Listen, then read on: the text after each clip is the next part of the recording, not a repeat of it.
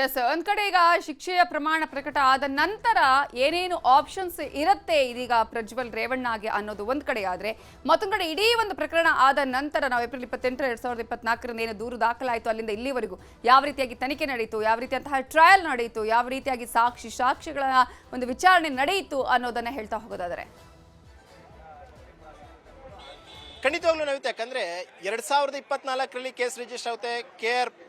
KR ನಗರ police station ಅಲ್ಲಿ case ಆಗುತ್ತೆ. Case ಆದಂತ ಬಳಿಕ ಸರ್ಕಾರ ಇದನ್ನ ಬಹಳ ಸೀರಿಯಸ್ ಆಗ್ತಾ ಹೊರತೆ. ಕಾರಣ ಏನು ಅಂತಂದ್ರೆ, ಒಬ್ಬ ಜನಪ್ರತಿನಿಧಿ ಆಗಿರುವಂತಹವರು ಜನರ ಸೇವೆ ಮಾಡಬೇಕೆ ಹೊರತು ಅವರನ್ನ ಈ ರೀತಿಯಾಗಿ ದುರ್ಬಳಕೆ ಮಾಡ್ಕೊಳ್ಳುವಂಥದ್ದು ಎಷ್ಟರ ಮಟ್ಟಿಗೆ ಸರಿ, ಅವರನ್ನ ಬಲವಂತವಾಗಿ ಅತ್ಯಾಚಾರ ಮಾಡುವಂಥದ್ದು ಎಷ್ಟರ ಮಟ್ಟಿಗೆ ಸರಿ, ಅತ್ಯಾಚಾರ ಮಾಡುವುದನ್ನ ವಿಡಿಯೋ ಮಾಡಿಕೊಂಡು ಅದನ್ನ ವಿಡಿಯೋ ಮುಖಾಂತರವಾಗಿ ಬೆದರಿಕೆ ಹಾಕುವಂಥದ್ದು, ಅವರ ಕುಟುಂಬಸ್ಥರಿಗೆ ಬೆದರಿಕೆ ಹಾಕುವಂಥದ್ದು, ಇದೆಲ್ಲ ಎಷ್ಟರ ಮಟ್ಟಿಗೆ ಸರಿ ಅನ್ನೋ ಒಂದು ಕಾರಣಕ್ಕೋಸ್ಕರನೇ ಸರ್ಕಾರ ಈ ಪ್ರಕರಣವನ್ನ ಬಹಳ ಸೀರಿಯಸ್ ಆಗಿ ತಗೊಂತು.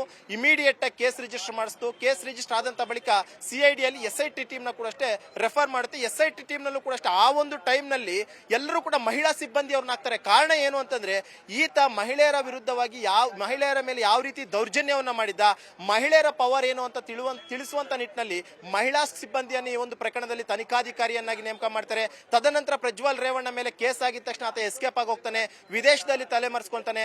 ಆತನಿಗೋಸ್ಕರ ಎಲ್ಲಾ ಕಡೆ ಹುಡುಕಾಟವನ್ನ ಮಾಡ್ತಾರೆ. ಹುಡುಕಾಟ ಮಾಡಿದ್ರು ಕೂಡ ಆತನ ಸುಳ್ಳು ಸಿಗೋದಿಲ್ಲ. ಕೊನೆಯದಾಗಿ ಇಂಟರ್ಪೋಲ್ ಮುಖಾಂತರವಾಗಿ ರೆಡ್ ಕಾರ್ನರ್ ನೋಟಿಸ್ ಅನ್ನು ಓಡಿಸ್ತಾರೆ. ರೆಡ್ ಕಾರ್ನರ್ ನೋಟಿಸ್ ಓಡಿಸಿದ್ದ ಅಂತ ಬಳಿಕ ಆತನೇ ಒಂದು ರಿಪ್ಲೈಯನ್ನ ಮಾಡ್ತಾನೆ. ನಾನು ಖಂಡಿತವಾಗಿ ಬರ್ತೀನಿ, ನನಗೆ ಅನಾರೋಗ್ಯದ ಸಮಸ್ಯೆ ಇರುವಂತ ಕಾರಣಕ್ಕೋಸ್ಕರ ಇಂಥ ದಿನದಲ್ಲಿ ಬರ್ತೀನಿ ಅಂತ ಹೇಳ್ಬಿಟ್ಟು ಆತ ಮತ್ತೆ ಇನ್ನೊಂದು ಸೋಷಿಯಲ್ ಮೀಡಿಯಾದಲ್ಲಿ ಒಂದು ಪೋಸ್ಟ್ ಅನ್ನು ಹಾಕೊಳ್ತಾನೆ. ತದನಂತರ ಆತನನ್ನ ಏರ್ಪೋರ್ಟ್ಗೆ ಬಂದಂತಹ ವೇಳೆಯಲ್ಲಿ ಅರೆಸ್ಟ್ ಮಾಡ್ಕೊಳ್ತಾರೆ. ಅರೆಸ್ಟ್ ಮಾಡ್ಕೊಂಡಿದ್ದ ದಿನಾನೂ ಕೂಡ ಅಷ್ಟೇ ಎಲ್ಲಾ ಮಹಿಳಾ ಸ್ಟಾಫೇ ಆತನನ್ನ ಅರೆಸ್ಟ್ ಮಾಡಿದ್ದು, ಮಹಿಳಾ ಸ್ಟಾಫೇ ಆತನನ್ನ ಏರ್ಪೋರ್ಟ್ ನಿಂದ CID ಕಚೇರಿ ಕರ್ಕೊಂಡು ಬಂದಿದ್ದು ಕೂಡ ಅಷ್ಟೇ ಮಹಿಳಾ ಸ್ಟಾಫೇ. ಜೊತೆಗೆ ಆತನ ಇಡೀ ಪ್ರಕರಣದಲ್ಲಿ ಇನ್ವೆಸ್ಟಿಗೇಷನ್ ಮಾಡಿದ್ದು ಕೂಡ ಅಷ್ಟೇ ಮಹಿಳಾ ಸ್ಟಾಫ್. ಏನಕ್ಕೆ ಈ ಒಂದು ರೀತಿಯಂತ ಸಂದೇಶವನ್ನ ಕೊಡೋದಕ್ಕೆ ಪೊಲೀಸ್ ಇಲಾಖೆ ಮುಂದಾಯಿತು ಅಂತಂದ್ರೆ, ಮಹಿಳೆಯರನ್ನ ಯಾವ ರೀತಿಯಾಗಿ ಈತ ಬಳಸ್ಕೊಳ್ಳೋದಕ್ಕೆ ಮುಂದಾಗಿದ್ದ, ಮಹಿಳೆಯರ ಪವರ್ ಏನು ಅನ್ನುವಂಥದ್ದನ್ನ ತಿಳಿಸುವಂತ ನಿಟ್ಟಿನಲ್ಲಿ ಮಹಿಳಾ ಸಿಬ್ಬಂದಿಗಳ ಮುಖಾಂತರವಾಗಿ ಈ ಒಂದು ಪ್ರಕರಣದ ಸಂಪೂರ್ಣವಾದಂತಹ ಇನ್ವೆಸ್ಟಿಗೇಷನ್ ಅನ್ನ ಮಾಡಿಸಿದ್ರು. ಜೊತೆಗೆ ಇವತ್ತು ಈ ಪ್ರಕರಣದ ಚಾರ್ಜ್ ಶೀಟ್ ಅನ್ನು ಕೂಡ ಅಷ್ಟೇ ಸಬ್ಮಿಟ್ ಮಾಡಿರುವಂತದ್ದು ಕೂಡ ಅಷ್ಟೇ ಓರ್ವ ಮಹಿಳಾ ಪೊಲೀಸ್ ಅಧಿಕಾರಿನೇ. ಅವರು ಕೂಡ ಈಗಾಗಲೇ ನ್ಯಾಯಾಲಯದ ಒಳಗಡೆ ಇದ್ದಾರೆ. ಈ ಒಂದು ಪ್ರಕರಣ ಆದಂತ ಬಳಿಕ ಇಮಿಡಿಯೇಟ್ ಆಗಿ ಈ ಒಂದು ಪ್ರಕರಣದ ಟ್ರಯಲ್ ಶುರುವಾಗಬೇಕು ಅಂತ ಹೇಳ್ಬಿಟ್ಟು ಕೋರ್ಟ್ಗೆ ಮನವಿಯನ್ನ ಮಾಡ್ಕೊಳ್ತಾರೆ. ಯಾಕಂದ್ರೆ ಈ ಪ್ರಕರಣದಲ್ಲಿ ಈತ ರಾಜಕೀಯವಾಗಿ ಬಲಾಢ್ಯವಾಗಿದ್ದಾನೆ. ಈತನ ಫ್ಯಾಮಿಲಿ ಹಿಸ್ಟ್ರಿ ಆಗಿರ್ಬೋದು, ಫೈನಾನ್ಷಿಯಲಿ ಆಗಿರ್ಬೋದು, ಈತ ತುಂಬಾ ಪವರ್ಫುಲ್ ಆಗಿದ್ದಾನೆ.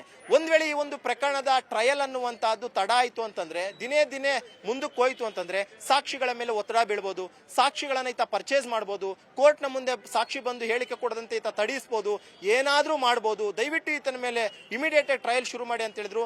ಇದರ ಮಧ್ಯೆ ಪ್ರಜ್ವಲ್ ರೇವಣ್ಣ ಅಂತೂ ಬೇಲ್ ಪಡ್ಕೊಳ್ಳೋದಕ್ಕೆ ಅರಸಾಹಸವನ್ನೇ ಪಟ್ಟರು. ಲೋಯರ್ ಕೋರ್ಟ್ ನಲ್ಲಿ ಬೇಲ್ ಹಾಕೊಂತಾರೆ, ಹೈಕೋರ್ಟ್ಗೆ ಹೋಗ್ತಾರೆ, ತದಂತ ಸುಪ್ರೀಂ ಕೋರ್ಟ್ಗೂ ಕೂಡ ಒಂದು ಬೇಲ್ ಪಿಟಿಷನ್ ಅನ್ನ ಮೂವ್ ಮಾಡಿಸಿದ್ದಾರೆ. ಸುಪ್ರೀಂ ಕೋರ್ಟ್ ನಲ್ಲೂ ಕೂಡ ರಿಜೆಕ್ಟ್ ಆಗಿತ್ತು.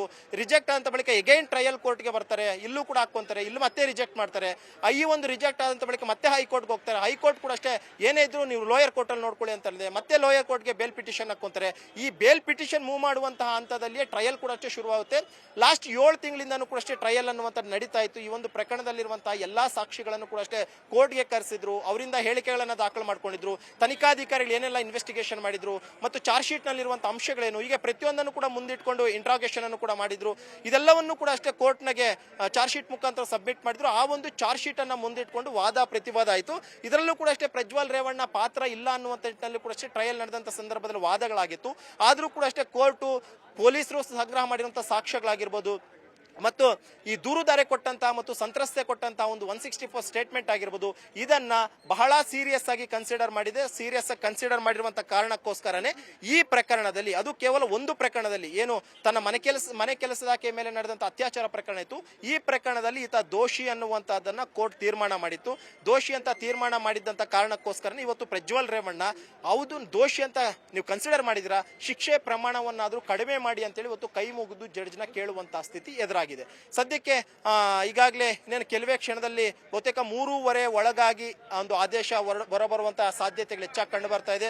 ಆದೇಶ ಬಂದಂತ ಬಳಿಕ ಈಗಾಗಲೇ ದೋಷಿ ಅಂತ ಕನ್ಸಿಡರ್ ಆಗಿದಂತ ಕಾರಣಕ್ಕೋಸ್ಕರ ಶಿಕ್ಷೆ ಅಂತೂ ಪ್ರಕಟ ಆಗೇ ಆಗುತ್ತೆ. ಅದು 10 ವರ್ಷ ಆಗಿರ್ಬೋದು, 7 ವರ್ಷ ಆಗಿರ್ಬೋದು, 6 ವರ್ಷ ಆಗಿರ್ಬೋದು, ಅಥವಾ ಜೀವಾವಧಿ ಆಗಿರ್ಬೋದು. ಅದು ಜಡ್ಜು ಕೊಡುವಂತ ಆದೇಶದ ಮೇಲೆ ಬಿಟ್ಟಿರುತ್ತೆ. ಒಂದ್ ವೇಳೆ ಏನಾದ್ರೂ ಶಿಕ್ಷೆಯ ಪ್ರಮಾಣ ಏನಾದ್ರೂ ಆಯ್ತು ಅಂತಂದ್ರೆ, ಒಂದು 10 ವರ್ಷನೇ ಆಯ್ತು ಎಕ್ಸಾಂಪಲ್ ಅಂತ ನಾವು ಏನಾದ್ರೂ ಅನ್ಕೊಂಡ್ರೆ, ನೆಕ್ಸ್ಟ್ ಆಪ್ಷನ್ ಏನು ಅಂತ ಪ್ರಜ್ವಲ್ ರೇವಣ್ಣಗೆ ಅಂತಂದ್ರೆ, ಈ ಒಂದು ಕೋರ್ಟ್ನ ಆದೇಶವ ಪ್ರತಿಯನ್ನ ಸಂಗ್ರಹ ಮಾಡಬೇಕಾಗಿರುತ್ತೆ. ಈ ಆದೇಶ ಪ್ರತಿ ಸಂಗ್ರಹ ಮಾಡಿದಂತ ಬಳಿಕ ಇದನ್ನ ಚಾಲೆಂಜ್ ಮಾಡಿಕೊಂಡು ಹೈಕೋರ್ಟ್ ನಲ್ಲಿ ಒಂದು ಹೊಸ ಪಿಟಿಷನ್ ಅನ್ನ ಫೈಲ್ ಮಾಡಿ, ತದನಂತರ ಅಲ್ಲಿಂದ ಮತ್ತೆ ಟ್ರಯಲ್ ಶುರು ಮಾಡಿಕೊಂಡು ಜಾಮೀನನ್ನು ಪಡ್ಕೊಂಡ್ರೆ ಈ ಒಂದು ಪ್ರಕರಣದಲ್ಲಿ ತಾತ್ಕಾಲಿಕ ರಿಲೀಫ್ ಸಿಗುತ್ತೆ. ಒಂದ್ ವೇಳೆ ಅಲ್ಲೇನಾದ್ರೂ ಜಾಮೀನು ರಿಜೆಕ್ಟ್ ಆಯ್ತು ಅಂತಂದ್ರೆ ಎಗೈನ್ ಲಾಯರ್ ಕೊಟ್ಟಂತ ಒಂದು ಆದೇಶ ಏನಿರುತ್ತೆ ಅದೇ ಎತ್ತಿಡಿಯುವಂತಾಗಿರುತ್ತೆ. ಜೊತೆಗೆ ಆತ ಮತ್ತೆ ಪರಪ್ಪನ ಅಗ್ರಹಾರದಲ್ಲಿ ಬಂದಿ ಸಜ್ಜೆಯಾಗಿ ಮತ್ತೆ ಮುಂದುವರಂತಹ ಒಂದು ಅಗತ್ಯತೆ ಕೂಡ ಅಷ್ಟೇ ಇರುತ್ತೆ. ನವಿತಾ, ಓಕೆ, ಥ್ಯಾಂಕ್ ಯು ಮಂಜು ಆರ್ಯ ಈ ಕ್ಷಣದ ಡೀಟೇಲ್ಸ್ಗೆ.